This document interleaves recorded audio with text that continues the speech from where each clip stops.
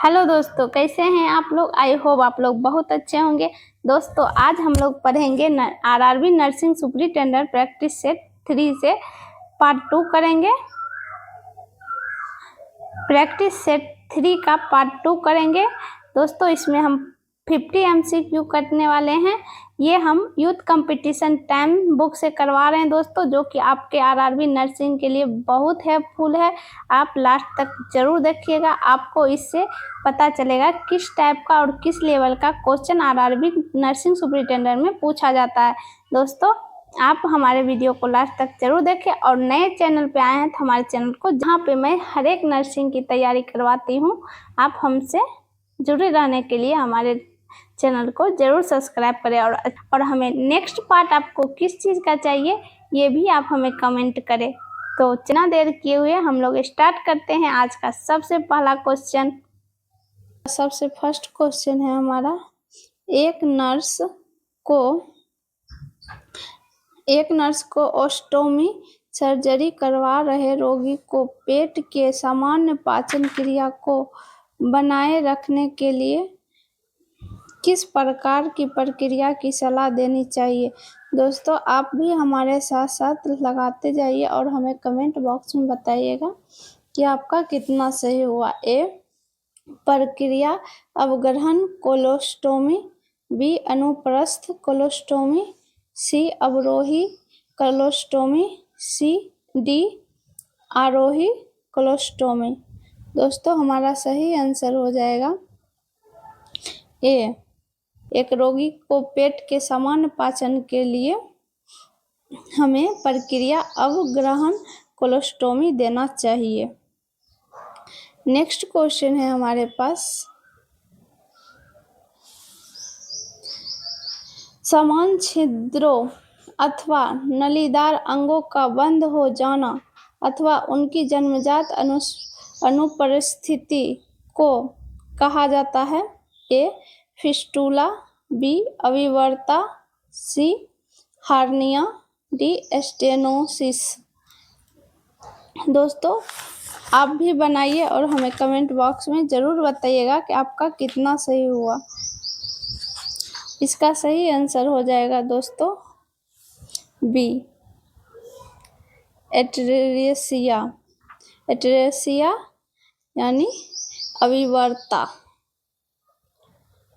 Next question है हमारे पास, हेस test का उपयोग करके किस स्थिति का निदान किया जाता है। A immunodeficiency syndrome, B chronic नाइटलोयर leukaemia, C thrombocytopenic purpura, D disseminated intravascular coagulation. का सही आंसर हो जाएगा दोस्तों सी। हमारा सही आंसर हो जाएगा सी। नेक्स्ट क्वेश्चन है हमारे पास, 25 साल की महिला बार बार उल्टी और हल्के बुखार के साथ उपस्थित होती है। जांच करने पर वह बीमार थी और दाएं ऊपरी हिस्से में दर्द था। वह हाल ही में उस क्षेत्र से लौटने का इतिहास भी बताती है जहां उसकी स्वच्छता और स्वास्थ्य की स्थिति खराब थी। सबसे संभावित निदान क्या है। ए आंत्र ज्वार, हेपेटाइटिस ए संक्रमण, तपेदिक आसिडोमाइलाइटिस। तो हमारा सही आंसर हो जाएगा दोस्तों हेपेटाइटिस ए इन्फेक्शन। हमारा सही आंसर हो जाएगा hepatitis A infection. Next question है हमारे पास, मरीज को पोटासियम बॉन्ड दिया जाता है।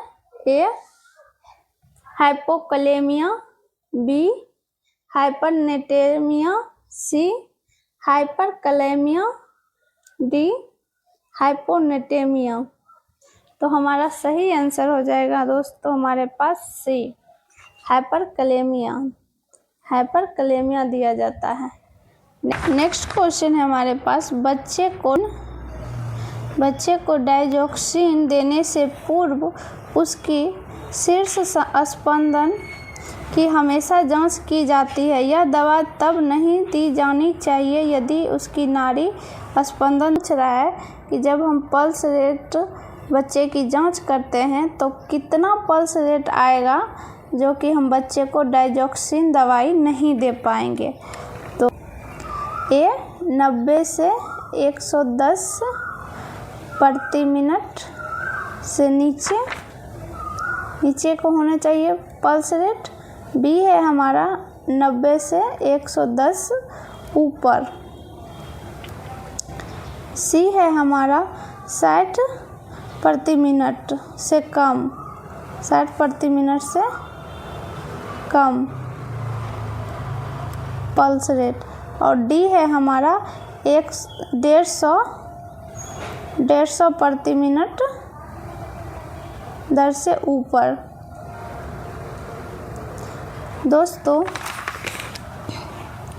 6 वर्ष के बच्चे की सामान्य हृदय पल्स होता है हमारा 6 वर्ष के बच्चे को, 6 वर्ष का नॉर्मल हमारा हृदय पल्स होता है 75 से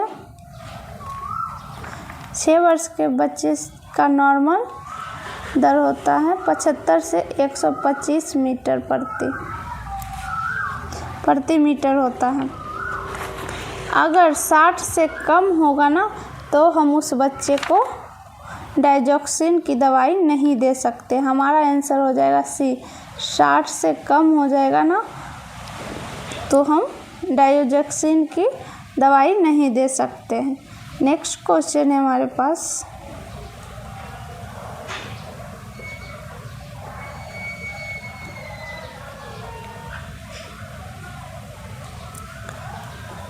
सामान्य कोलेस्ट्रॉल का स्तर क्या होता है हमारा। ए 100 से 150 मिलीग्राम प्रति डेसीलीटर। बी 150 से 200 मिलीग्राम प्रति डेसीलीटर। सी 200 से 250 मिलीग्राम प्रति डेसीलीटर या 250 से 300 मिलीग्राम प्रति डेसीलीटर। हमारा सही आंसर हो जाएगा दोस्तों बी। हमारा सही आंसर हो जाएगा बी। हमारा नॉर्मल कोलेस्ट्रॉल स्तर कितना होना चाहिए, 150 से 200 मिलीग्राम प्रति डेसीलीटर। हमारा सही आंसर हो जाएगा बी। नेक्स्ट क्वेश्चन है हमारे पास,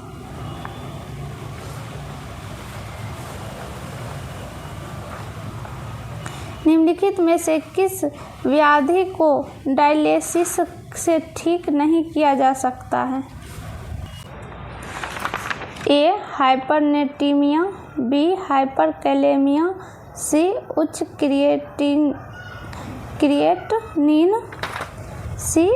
क्रिएटिनिन, डी अल्प हीमोग्लोबिन। हमारा सही आंसर हो जाएगा डी, अल्प हीमोग्लोबिन को हम डायलिसिस से ठीक नहीं किया जा सकता है। नेक्स्ट क्वेश्चन है हमारे पास, सबसे सामान्य प्रकार का मस्तिष्क ट्यूमर है। ए सेरिब्रोएंजिमा, बी ग्लियोमा, सी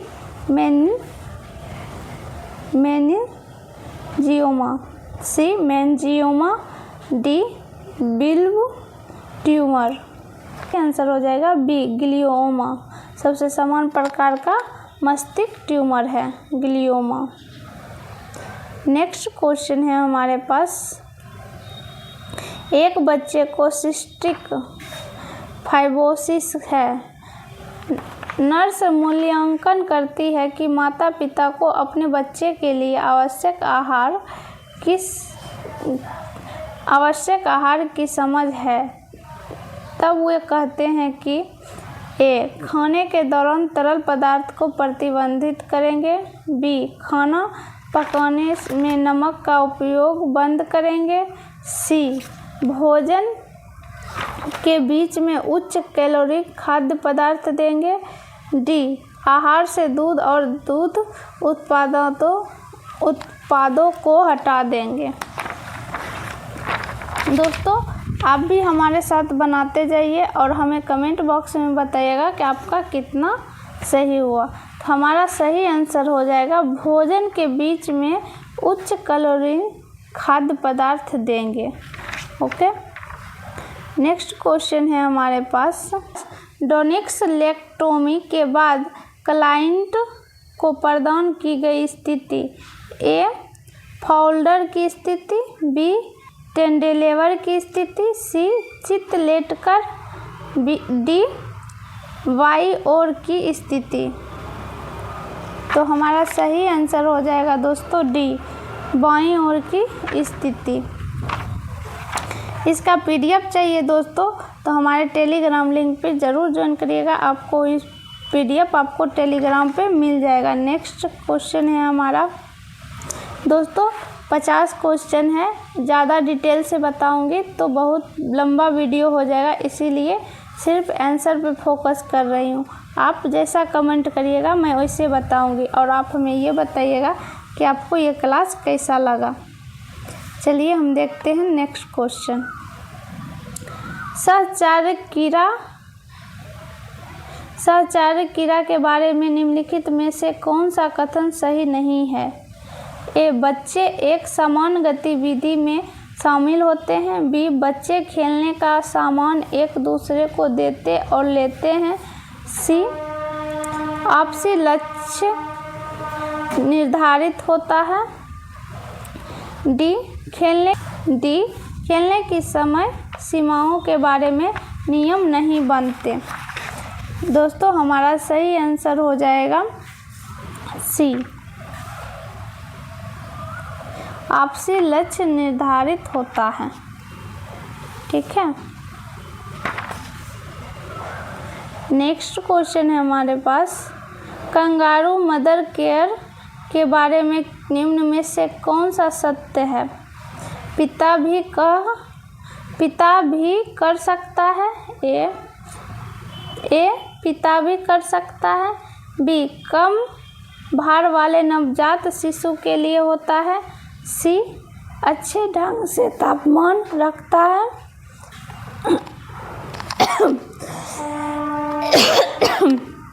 सी, अच्छे ढंग से तापमान रखता है। डी, उपयुक्त सभी। हमारा सही आंसर हो जाएगा डी, सभी। हमारा सभी, पिता भी कर सकता है, कम भार वाले नवजात शिशु के लिए भी होता है और अच्छे ढंग से तापमान रखता है।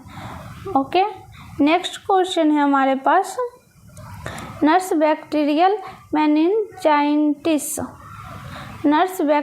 मेनिंजाइटिस के साथ भर्ती रोगी का आकलन कर रही है। केवल एक को छोड़कर बाकी सभी लक्षण इस रोग से मिलने की उम्मीद है। ए, टिस्मस, जबड़े के अकड़ जाने का रोग। या बी, नुकल कठोरता। या C, Kernig sign. D, Brudzinski sign. तो हमारा सही आंसर हो जाएगा दोस्तों सी, करिंग साइन।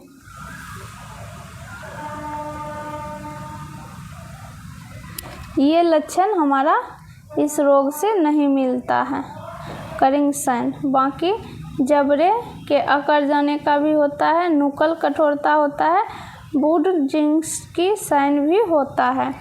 ठीक है दोस्तों, नेक्स्ट क्वेश्चन है हमारे पास, नवजात शिशु में विटामिन के का इंजेक्शन किस जगह पर लगाया जाता है। ए, दाहिने डेल्टॉयड पर। बी, बाएं डेल्टॉयड पर। सी, जंग के मध्य में। डी, चूतर पर। नहीं दोस्तों, हमारा आंसर हो जाएगा सी, जंग के मध्य में हम बच्चे को इंजेक्शन देते हैं। नेक्स्ट क्वेश्चन है हमारे पास, नर्स को एनीमिया से ग्रस्त बच्चे को आयरन की गोली के साथ कौन सा विटामिन लेने के लिए सुनिश्चित करना चाहिए? ए फोलिक अम्ल, बी एस्कॉर्बिक अम्ल, सी नियासिन, डी राइबोफ्लाविन। तो हमारा सही आंसर हो जाएगा दोस्तों बी एस्कॉर्बिक अम्ल। हमारा सही आंसर हो जाएगा बी। नेक्स्ट क्वेश्चन है हमारे पास, विटामिन ए की बूंदें 6 से 9 खुराकें बच्चे को मुंह से दी जाती है। 1 लाख आयु की पहली खुराक किस उम्र में दी जाती है? ए 6 महीने में, बी 9 महीने में, सी 1 वर्ष में, डी 1.5 वर्ष में। तो हम बच्चे को कब देते हैं 1 लाख की खुराक? पहली बार तो 6 मंथ में। नेक्स्ट क्वेश्चन है हमारे पास, एन्यूरेसिस क्या है? ए मूत्र को स्वेच्छा से नियंत्रित करने में असमर्थता, बी मूत्र त्याग करने में दर्द, सी अनैच्छिक रात को होने वाला पेशाब, डी बढ़े हुए दबाव के साथ अनैच्छिक मूत्र त्याग करना। तो हमारा सही आंसर हो जाएगा दोस्तों सी अनैच्छिक रात को होने वाला पेशाब। नेक्स्ट क्वेश्चन है हमारा, स्वस्थ सामान्य शिशु की लंबाई होती है। नेक्स्ट क्वेश्चन है हमारा, स्वस्थ सामान्य शिशु की लंबाई होती है कितनी? 6 से 18 इंच, 18 से 20 इंच, 20 से 40 इंच या 18 से 21 इंच स्वस्थ शिशु का लंबाई। तो हमारा आंसर हो जाएगा डी, स्वस्थ शिशु की लंबाई 18 से 21 इंच होती है। ओके, नेक्स्ट क्वेश्चन है हमारे पास, अधिक भार के लिए body mass index BMI range है 30/30 से ऊपर, बी 18.5 से 24.9 तक, सी 22.9 से 27.9 तक, डी 25.0 से 29.9 तक। हमारा सही आंसर हो जाएगा दोस्तों डी 25.0 से 29.9 तक। अधिक वजन हो जाता है हमारा 25 से 30, तो 29.9 लगभग 25 से 30 तक आता है। MMR टीका लगाने का तरीका डैश होता है? ए इंट्राडर्मल, बी अवतवक, सी इंट्रामस्कुलर, डी अंतःशिरा। तो हमारा सही आंसर हो जाएगा दोस्तों बी सबक्यूटेनियस अवतवक। MMR टीका लगाने का सही तरीका होता है।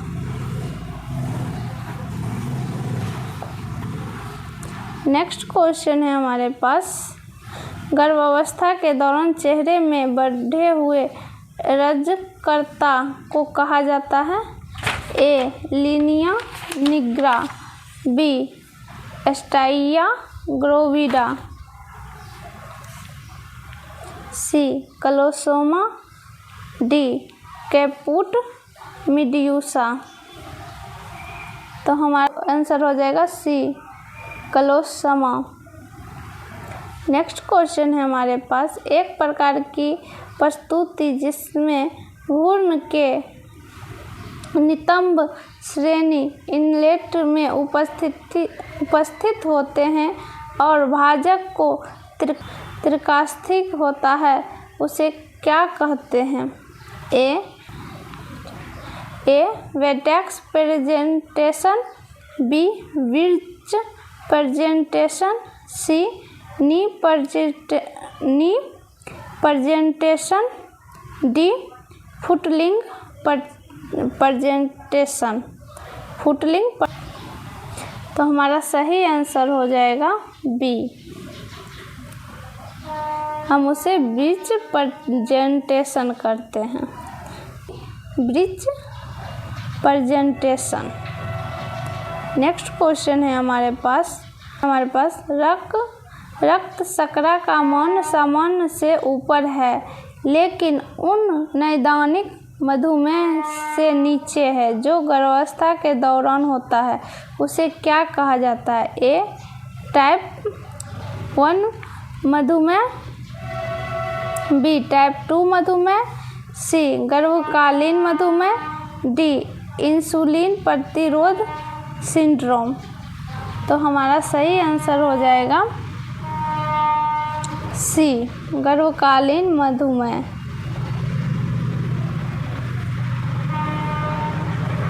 नेक्स्ट क्वेश्चन है हमारे पास गलत प्रसव पीड़ा के लक्षण निम्नलिखित सभी हैं सिवा एक के। सभी गलत प्रसव पीड़ा के लक्षण हैं।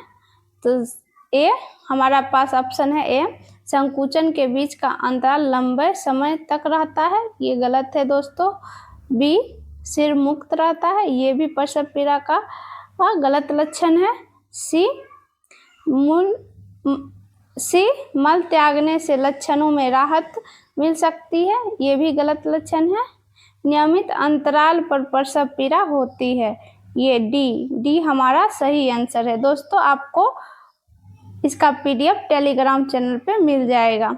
नेक्स्ट क्वेश्चन है हमारे पास प्रसव पीड़ा में पीड़ा का कारण निम्नलिखित सभी हैं सिवा एक के। पीड़ा का कारण संकुचन के दौरान मायोमेट्रियल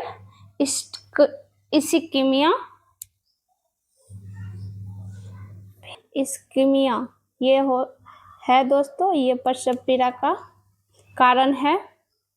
अप्रभावी सिडेशन ये नहीं है दोस्तों, ये हमारा गलत है। सी फैलाव के दौरान सर्वाइकल स्ट्रेचिंग ये भी है दोस्तों।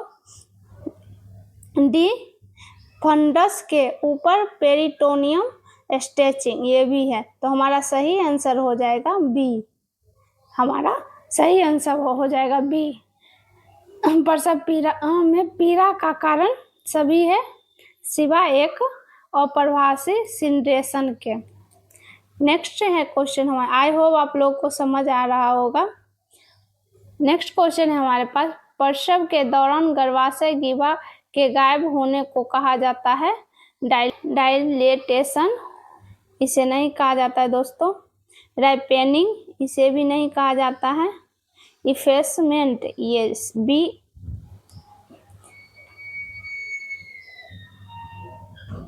सी इफेसमेंट इसे कहा जाता है दोस्तों। लेडिंग डाउन इसे नहीं कहा जाता, हमारा सही आंसर हो जाएगा सी। नेक्स्ट क्वेश्चन है हमारे पास प्रसव पीड़ा की प्रगति की आलेखी प्रस्तुति जिसमें गिभा फैलाव और भ्रूण के सिर अवरोहण को समय के सामने आलेखित किया जाता है, उसे क्या कहा जाता है? ए इलेक्ट्रोकार्डियोग्राम, सी वाइटल ग्राफ, डी प्रसव पीड़ा ग्राफ। हमारा सही आंसर हो जाएगा बी प्राटोग्राम कहा जाता है। नेक्स्ट क्वेश्चन है हमारे पास प्रसव पीड़ा के सक्रिय चरण के दौरान सिर द्वारा प्रस्तुत किया जाता है। ए फ्लेक्शन, बी एक्सटेंशन, सी अब्डुकेशन, डी इनमें से कोई नहीं। हमारा सही आंसर हो जाएगा बी एक्सटेंशन।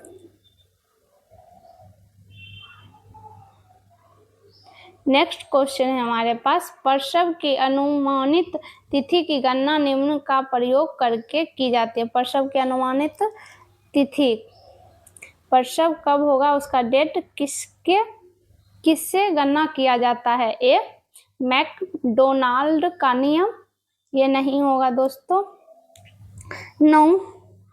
नौ का नियम, ये भी नहीं होगा। डी डाउन का सूत्र, ये भी नहीं होगा। हमारा सही आंसर हो जाएगा बी नोजेल का नियम से हम प्रसव की अनुमतित डेट निकालते हैं। ओके,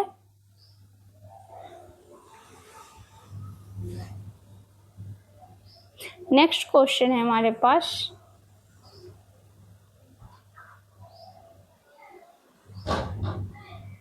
माता द्वारा महसूस की जाती भ्रूण की प्रथम हलचल को कहा जाता है। A lightening, B quickening, C chloasma, D linea Niagara.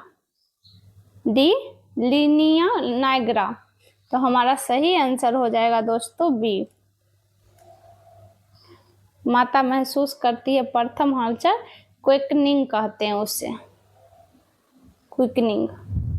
Next है हमारे पास, गर्भाशय में भ्रूण की हृदय गति की समान औसत सीमा कितनी होती है?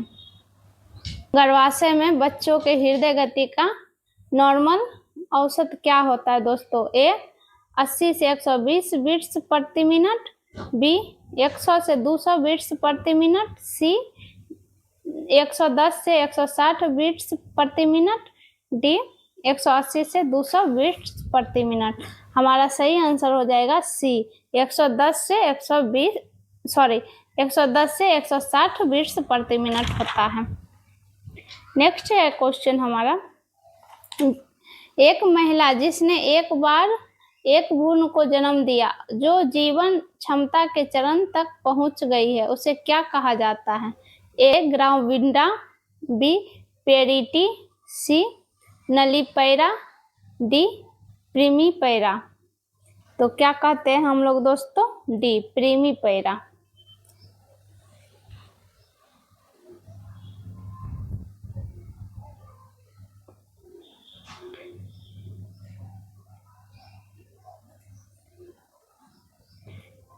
हमारा सही आंसर हो जाएगा डी प्रीमीपैरा। नेक्स्ट क्वेश्चन है हमारे पास, लोकिया रूब्रा का रंग होता है। ए भूरा, बी लाल, सी पीला, डी सफेद। तो क्या होता है दोस्तों? बी लाल रंग होता है। हमारा सही आंसर हो जाएगा बी। नेक्स्ट क्वेश्चन है हमारे पास, प्रसव के बाद के कितने सप्ताह को प्रसवोत्तर काल कहा जाता है? ए 4 सप्ताह, बी 6 सप्ताह, सी 8 सप्ताह, डी 10 सप्ताह। तो हमारा सही आंसर हो जाएगा दोस्तों बी 6 सप्ताह प्रसवोत्तर काल कहा जाता है। दोस्तों मैं सिर्फ आंसर बता रही हूँ जल्दी जल्दी, क्योंकि बहुत बड़ा वीडियो हो जाएगा और इसीलिए डिटेल से नहीं बता रही हूँ। अगर आप लोग कमेंट करिएगा कि हमें डिटेल से थोड़ा थोड़ा डिटेल बताइए आंसर का, तो मैं ज़रूर बताने की कोशिश करूँगी। नहीं इसी तरह आपको अच्छा लग रहा है तो हमें ज़रूर बताएं कमेंट में कि हमें बहुत अच्छा लगा, और बुरा लग रहा है तो वो भी कमेंट आप कर सकते हैं, टोटल फ्री हैं। और हमारे चैनल पे नए हैं तो हर एक नर्सिंग एग्ज़ाम के लिए हमारे चैनल को सब्सक्राइब भी कर सकते हैं। मैं हर एक नर्सिंग एग्ज़ाम की तैयारी कराती हूँ। चलिए नेक्स्ट क्वेश्चन है हमारे पास, प्रसव के बाद 24 से 48 घंटे के दौरान स्तन से स्रावित होने वाले पहले सीरस द्रव को कहा जाता है? A fore milk, B hind milk, C colostrum, D mature milk. तो हमारा सही आंसर हो जाएगा, क्या होगा सही आंसर दोस्तों? जल्दी जल्दी आप कमेंट बॉक्स में बताइएगा कि आपका कितना सही हुआ। कोलोस्ट्रॉम कहते हैं। हमारा पहला स्तन से स्राव जो मिल्क निकलता है उसे कोलोस्ट्रॉम कहते हैं। नेक्स्ट क्वेश्चन है हमारे पास, स्रावन के दमन के लिए निम्नलिखित में से किस दवा का उपयोग किया जाता है? A Methergine injection, B oxytocin injection, B cabergoline tablet, D progesterone progesterone tablet. तो हमारा सही आंसर हो जाएगा दोस्तों सी, कोविरगोलिन टैबलेट का उपयोग हम लोग करते हैं। नेक्स्ट क्वेश्चन है हमारे पास, मैक्रोनियम अभिरंजित लिकर में एमनियोटिक द्रव का रंग है। एमनियोटिक द्रव का रंग है ए थोड़ा हरे रंग सा, बी पानी जैसा रंग, सी सफेद, डी लाल रंग। तो आप बताइए कैसा होता है? थोड़ा हरे रंग का होता है। आपने बिल्कुल सही आंसर दिया है, थोड़ा हरे रंग का होता है। चलिए नेक्स्ट क्वेश्चन देखते हैं हम लोग।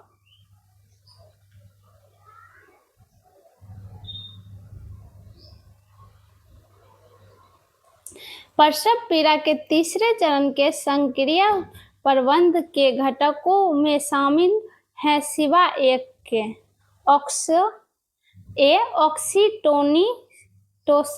ऑक्सीटोसिन का उपयोग, बी गर्भाशय मसाज, सी प्लेसेंटा की डिलीवरी, डी कच्छा पालन।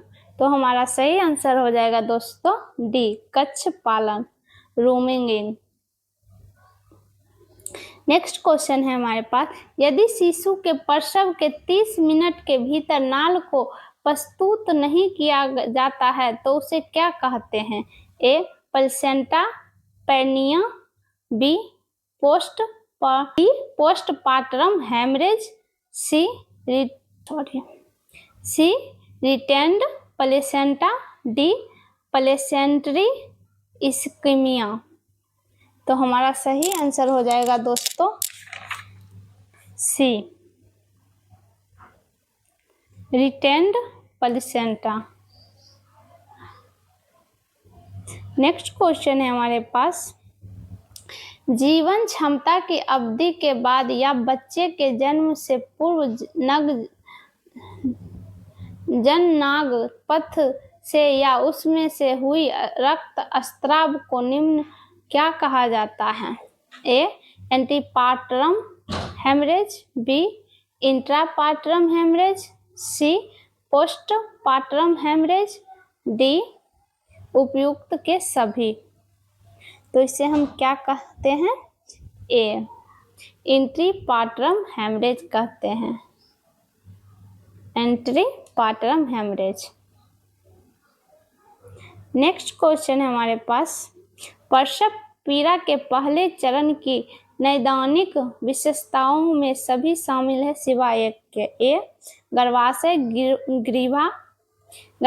ग्रीवा को काटना, बी हर 3 से 5 मिनट में संकुचन,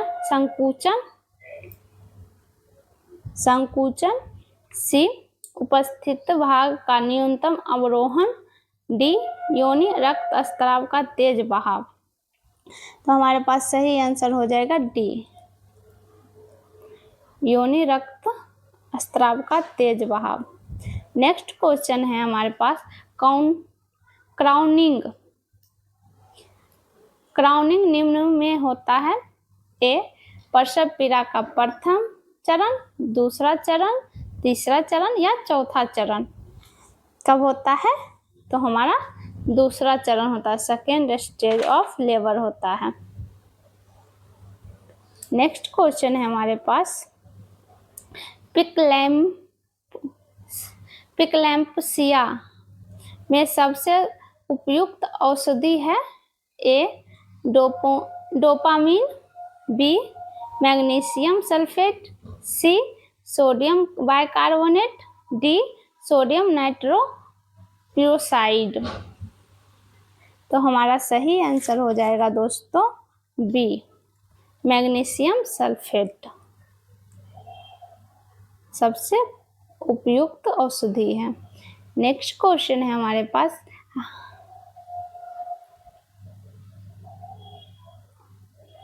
एक बच्चा को ब्रॉन्ज बेबी सिंड्रोम के लिए देखना चाहिए जब उसे मिल रही हो। ए इम्यूनोथेरेपी, बी कीमोथेरेपी, सी फोटोथेरेपी, डी रेडिएशन थेरेपी। तो हमारा सही आंसर हो जाएगा सी फोटोथेरेपी। दोस्तों मैंने बहुत ही शॉर्ट में बताया है ताकि वीडियो लंबा ना हो, सिर्फ आपको आंसर बताया है। आप हमें कमेंट करके बताइएगा कि आपको कैसा लगा। नेक्स्ट क्वेश्चन है हमारे पास, हाइपरमेसिस ग्रेविडेरम की एक जटिलता है, ए अत्यधिक उल्टी, बी निर्जलीकरण, सी कोर्साकॉप्स साइकोसिस, डी कम रक्तचाप। तो हमारा सही आंसर हो जाएगा सी कोर्साकॉम्फ साइकोसिस। नेक्स्ट क्वेश्चन है हमारे पास, में से कौन सी प्रस्तुति संबंधी चिमटी फोर्सेप नहीं है, ए सिस्ट, बी हर्निया, सी लंप, डी फिस्टूला। तो हमारा सही आंसर हो जाएगा बी हर्निया। नेक्स्ट क्वेश्चन है हमारे पास, दर्दयुक्त मेंटुएशन कहा जाता है, ए डिस्मेनोरिया, बी मेनोरेजिया, सी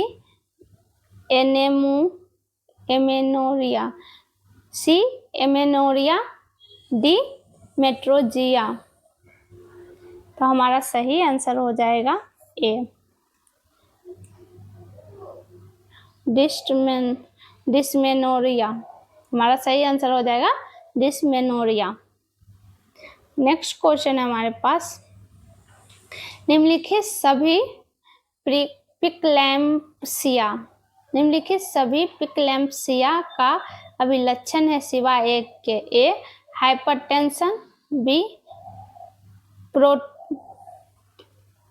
प्रोटीनूरिया, सी एडिमा, डी उल्टी।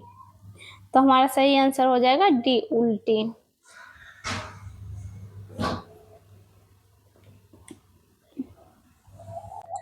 नेक्स्ट क्वेश्चन है हमारे पास, भ्रूण हृदय दर को फिटोस्कोप